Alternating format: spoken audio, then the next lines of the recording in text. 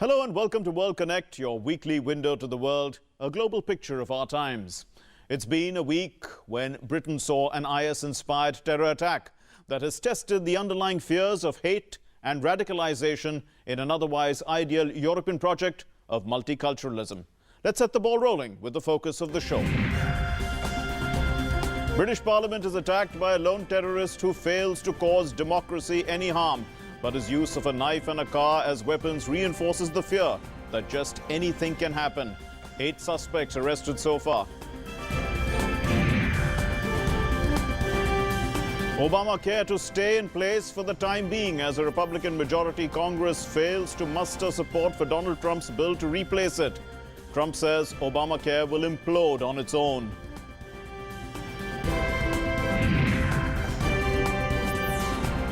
Hong Kong chooses a new chief executive, but it's hardly an election with mass support. Democracy activists say it is a selection by a Beijing-appointed panel. The seawall ferry that capsized, killing more than 300 people 3 years ago, is raised from the seabed. The 6,800-ton ferry was breathtakingly raised by cables between 2 barges. Family members of the victims moved to tears.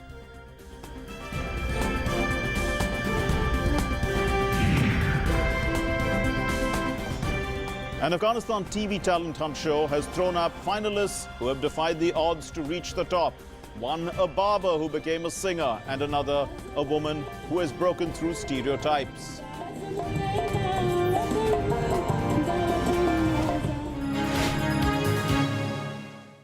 A 52-year-old Briton, Khalid Masood, drove a hired car into people, mostly tourists, near London Bridge on March 22, injuring at least 50 people and killing 3. With 31 requiring hospital treatment. He later stabbed a police officer to death before being gunned down.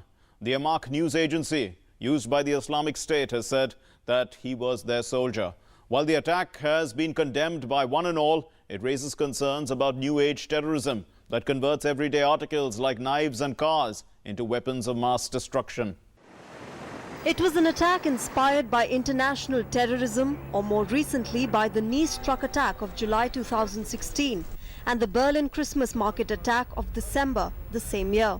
It was done by a Briton born in the United Kingdom and who had lived there for the length of his 52 years. That is what is unusual about this attack: the age of the attacker, Khalid Masood, and the fact that he sympathized with the Islamic State ideology even in his 50s. In 2015, 10 years after the London bombings done by a bunch of youthful Britons who were sympathetic to Al-Qaeda, the MI5 had over 3,000 homegrown Islamist extremists on their radar, most of them radicalized on social networks such as Facebook and Twitter. This is the background: a liberal democracy that believes in individual freedoms being threatened by the exercise of that very freedom. When does the freedom to dissent, to hate, get transformed into a criminal act? How does the state deal with the spread of such hatred? These are the major challenges that the British society is facing in dealing with multiculturalism and at the same time protecting individual freedoms. A terrorist came to the place where people of all nationalities and cultures gather to celebrate what it means to be free. And he took out his rage indiscriminately against innocent men, women, and children. Mr. Speaker, this was an attack on free people everywhere. And on behalf of the British people, I would like to thank our friends and allies around the world who have made it clear that they stand with us at this time. Masood drove a hired car into pedestrians on Westminster Bridge, killing 2 people before crashing it outside the Parliament and trying to enter the complex armed with 2 knives. He stabbed an unarmed police officer, Keith Palmer, who was 48 years, who later died from the injuries. The others killed were Aisha Fried, 43 years, and Kurt Koshran, a tourist from Utah in the US, who was celebrating his 25th wedding anniversary with wife Melissa, who remains in hospital with serious injuries. 12 Britons, including 3 police officers, 4 university students, 3 French children, 4 South Koreans, 2 Romanians, 2 Greeks, a Chinese national, an Italian, an American, a Pole, an Irish national, and an Australian were also hurt. A Romanian tourist was pulled from the Thames with serious injuries. The profiles of the victims indicate that the attack has had a wide international impact and was condemned without reservation by leaders across the world. Since 2015, the Islamic State has inspired a series of New Age terror attacks in Europe. On 7 January 2015, France, Ile-de-France attacks. 20 killed, 22 injured. Al-Qaeda in Arabia, Islamic State. On 13th November 2015, France, Paris attacks. 137 killed, 368 injured. Islamic State. On 22nd March 2016, Belgium, Brussels suicide bombings, 35 killed, 340 injured, Islamic State. On 14th July 2016, France, Nice truck attack, 87 killed, 434 injured, Islamic State. On 19th December 2016, Germany, Berlin Christmas market attack, 12 killed, 56 injured, Islamic State. At a time when Britain prepares for Brexit and right-wing movements are on the rise across the rest of the Western world, this attack is a time to pause. Another reason for these countries to stand united in the fight against terrorism. The police reaction to neutralize the terrorist and the subsequent swift investigation, arrests and counter-terror apparatus build-up has been widely welcomed by the people. World leaders, too, were quick to condemn the attack and show their solidarity with Britain. Wednesday's terror attack in Westminster outside the British Parliament triggered angry reactions in and outside the country as tributes and condolences poured in for the victims. Londoners voiced their anger and fear over the attack as they resumed their routines the day after. People were, however, content with the quick response of the police in controlling the situation. And it just makes me more determined that these awful people aren't going to get away with it. Why should we stop living our lives the way we do for these nutters? Yeah, it is something at the back of my mind. Yeah, it's got to be, hasn't it? You know, I'm working up here, whether it'll happen again. Got fingers, no on it, but you don't know. But life got to go on. Life has got to go on. I'm absolutely happy with the policing in London. I think they're doing a great job. Yeah, that's one reason why I'm not scared, because I know the police, the Metropolitan Police, no matter what, they'll do a good job in London. The social media was flooded with messages and expressions in solidarity with the spirit of London. Hashtag We Are Not Afraid was trending while Londoners put on a brave face and shared gratitude and support for the work of emergency services.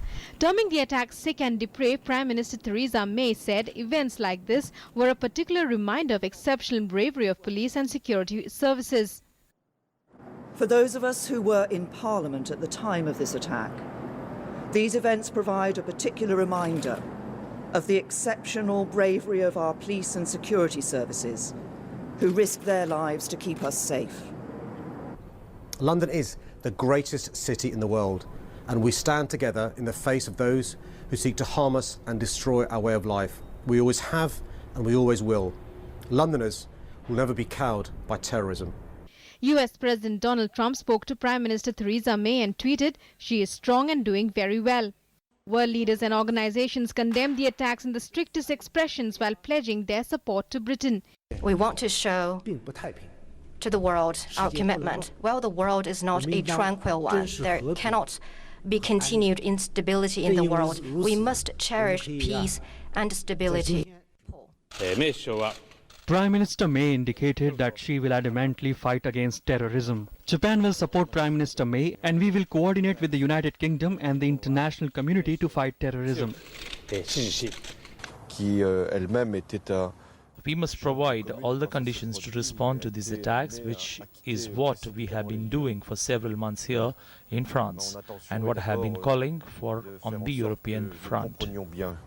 1 year ago we had the attacks here in Brussels. The fact that exactly the same day something similar happened in London and to London is really putting me in the situation of someone who has a language which doesn't have words enough to express what I'm deeply feeling.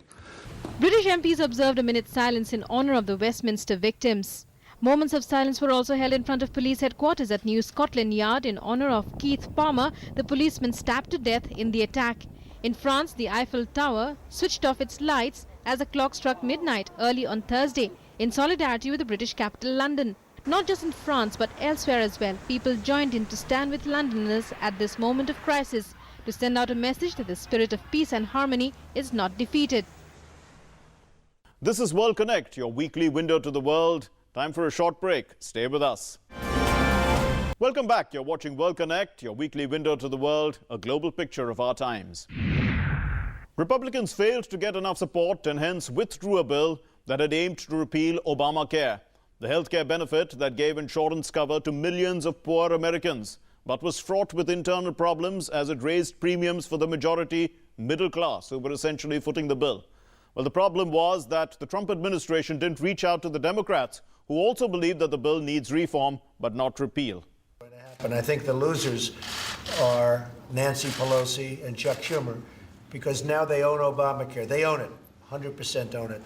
And just remember, this is not our bill, this is their bill. Now, when they all become civilized and get together and try and work out a great health care bill for the people of this country, we're open to it. We're totally open to it. U.S. President Donald Trump slamming Democrats for the collapse of the Republican version of healthcare bill proposed to repeal Obamacare. The legislation was pulled off last minute to avert a humiliating and formal defeat in the House, as Republicans could not manage to get enough numbers for its passage. Interestingly, Republicans enjoy majority among representatives, but what possibly caused the major setback for the Trump administration was a lack of support from its own members. The bill needed 216 votes to pass. According to reports, between 20 to 30 Republican members were opposed to the bill and would have voted against it, resulting in defeat of the legislation. As government sensed it, the bill was withdrawn ahead of voting. Some Republicans were unhappy that the bill cut health coverage too severely, while others felt the changes did not go far enough. Repealing and replacing Obamacare was one of Donald Trump's major election pledges. Despite the stinging blow, President Trump dropped no indication of going back. Neither it was understood that the bill is going to return anytime soon. I'll tell you what's going to come out of it is a better bill. I really believe a better bill. Because there were things in this bill I didn't particularly love. And I think it's a better bill. There was disappointment and frustration in the Republican camp. The collapse of the health bill is a major political blow for House Speaker Paul Ryan, who led the efforts in drafting and pushing the replacement legislation. I will not sugarcoat this. This is a disappointing day for us. Doing big things is hard. All of us, myself included, we will need time to reflect on how we got to this moment, what we could have done to do it better. With the healthcare bill jolt, Obamacare remains effective despite 7 years of Republican promises to dismantle it. For Republicans who enjoy a majority in both houses of Congress and got their own president elected in 2016, the defeat means a lot more than just a legislative shock. It would now provide an opportunity to Trump and Republican critics to question their ability to rule effectively. 20 years after Hong Kong was returned to China, democracy is under a cloud, as the choice of the city's next chief executive will be decided on Sunday, not by the voters, but by a committee of some 1,200 people, most of whom are appointed by Beijing. Hong Kong is set to elect its new leader on Sunday, the chief executive of the city for the next 5 years.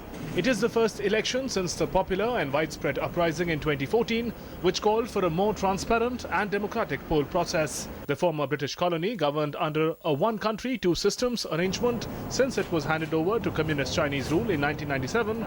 It's promised a high degree of autonomy and the right to select its chief executive. But on election day, that is March 26th, only a committee of some 1,200 people, most of whom are Beijing loyalists, can vote for the next leader of the city of 7.3 million people. Two former officials and a retired judge are competing to lead Hong Kong, a job that requires balancing the demands of Communist Party rulers in Beijing and growing calls for democracy at home. Beijing's favourite, Carrie Lam, known to be hard-working but stubborn official, is widely expected to be elected on Sunday despite her plummeting popularity against her opponent. Former Financial Secretary John Tsang, Lam has promised to eventually continue political reform but only under a Beijing-friendly framework. I have received a lot of support and encouragement, not only from friends and colleagues, but also citizens at large. I am humbled by the trust they place in me and their confidence that I'm able to take Hong Kong, the city we love, to new heights. Former Financial Secretary John Tsang, wielding charm and humour, rarely seen in Hong Kong officials, led the latest popularity poll conducted by the University of Hong Kong, with 57% of those surveyed said they would elect him if they had a vote, while only 27% chose Lam. I have done a great deal of soul searching of late, and I can genuinely tell you, and I'm more determined now than ever to serve this city of ours. In fact, more determined than what had urged me to return to Hong Kong in 1982. Many Hong Kongers see this as the major problem. A person with low popularity ratings leading the city, with Lam's victory looking set, the city's opposition is anxious that Hong Kong will not be able to shake free from a political gridlock that has crippled a divided society and worsened during the tenure of unpopular incumbent Leong Chun-ying. Hong Kong's leadership faced one of its biggest challenges in 2014 when protesters occupied parts of the city for almost 3 months, calling for a political reform. Families of the victims of South Korea's deadly Seawall ferry disaster watched the ship being lifted from the water this week after a 3-year-long wait. Efforts to bring the sunken 6,800-ton ferry back to land cleared an obstacle on Friday after divers cut off a dangling vehicle ramp. More than 300 people, most of whom were students on a high school trip, died when the Seawall sank on 16th April 2014, touching off an outpouring of national grief and soul-searching about long-ignored public safety and regulatory failures. The bodies of 295 passengers were recovered after the sinking, but 9 are still missing. Relatives of some of the missing victims hope those remains will be found inside the ferry. Once the Seawall is loaded onto the transport vessel, it will be taken to port about 90 kilometers away in Mok Po. Workers will then begin clearing mud and debris and search for the remains of the missing victims. Well, an investigation committee will also search for clues that could further explain the cause of the sinking. And here's a quick glance at other stories that are making news across the world. Ukraine suspects the Russian military or its separatist rebel proxies were responsible for blowing up a warehouse storing tank ammunition at an eastern military base on Thursday. Fire and explosions caused the detonation of ammunition in several sites at the base. Around 20,000 people were evacuated from the surrounding area in Kharkiv region. Mosul continues to be a war zone as Iraqi forces battle the IS-held regions of the old city. With civilians trapped in between, tens of thousands are fleeing the area, 1,000 others in need of humanitarian assistance. With a month left for first-round presidential polls in France, 5 main presidential candidates participate in the first televised debate. Young independent centrists Emmanuel Macron and far-right leader Marine Le Pen are front-runners. European Union turns 60. 25th March marks the anniversary of the signing of the founding Treaty of Rome. Challenging times for the Union as it faces Britain's breakaway, immigration issues and terrorism. Peru battles after effects of unusual torrential rains. More than 70 people killed in floods and landslides. Tens of thousands displaced. Hollywood screenwriter and producer Gary Goldman sues Walt Disney, saying they used his idea for Zootopia without his permission. Disney rubbishes claims. Acclaimed musician Elton John turns 70. Born Reginald Kenneth Dwight in Pinner in England in 1947, John's career spans some 5 decades. The Oscar and Grammy winner is known for a range of hit songs, including Don't Let the Sun Go Down on Me, Rocket Man, I Am Still Standing, Benny and the Jets, and Candle in the Wind. This is World Konnect, your weekly window to the world. Time for a short break. Stay with us. Welcome back. You're watching World Konnect, your weekly window to the world, a global picture of our times. Afghanistan has its own talent hunt program called Afghan Star. Among the finalists is a barber-turned-singer Saeed Jamal and a female singer Zulala Hashimi. Well, both of them have broken barriers by their sheer talent and will to perform. Here are their stories. Afghan Star, a TV show that provides a platform for budding singers, this year had two interesting finalists. The competition's first female finalist, Zulala Hashimi, and a barber-turned-musician Saeed Jamal Mubaraz. Mubaraz emerged the winner of the talent show. Coming from the marginalized community, Mubaraz's lyrics express the hope and pain of youngsters living in the midst of war. The 23-year-old rapper said he found the musical genre that captivated him in Iran. The sole breadwinner of his family in the northwestern province also sings while cutting hair. I'm so happy to win the first prize in Afghanistan. I would have been happy if Zulala had won it because women in Afghanistan live in a restricted situation. So it's a pride for her that she had made it to be a finalist. Even if not declared a winner, 18-year-old Zulala received accolades and appreciation from across the world. Breaking stereotypes and social barriers in a rigid society, the young girl rose up to showcase her music talent, which delights many. Her presence in the show has inspired many women in the country. This was the first time that a lady reached to final, so I came here because of Zulala and wanted to see her face to face. This year's Afghan Star was not just about glamour and fame. It broke social and gender barriers, giving voice to the marginalized, a screen space to those who have had to fight for their place.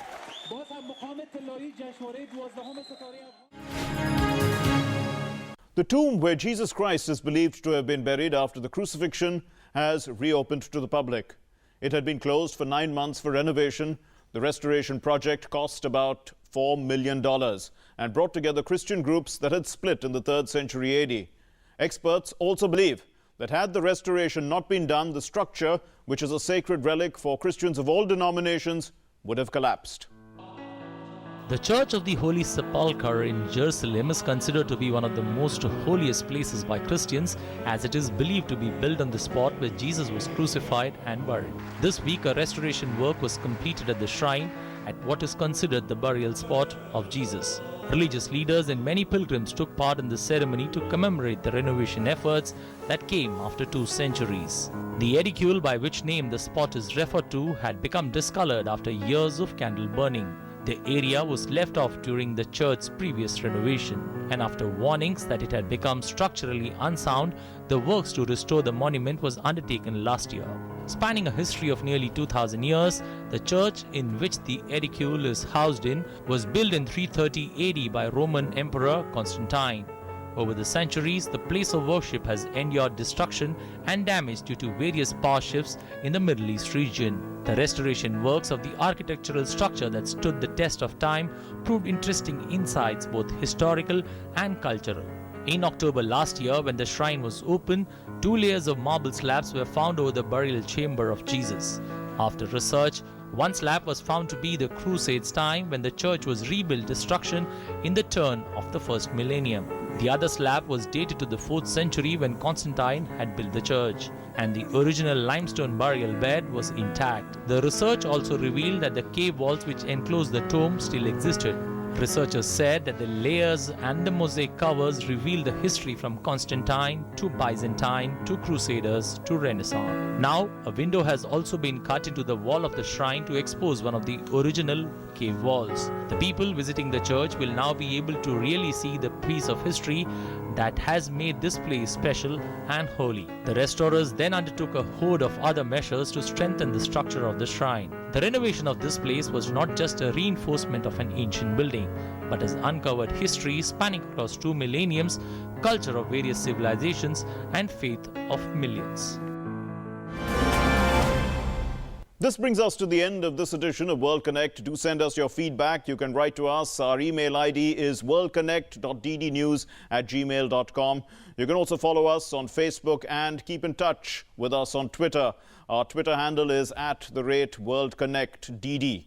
But before we leave, here are some visuals of an international kite festival in China. Elaborately designed colorful kites in the shape of wolves, butterflies, wheels painted the skies of Chengdu in China's southwest province.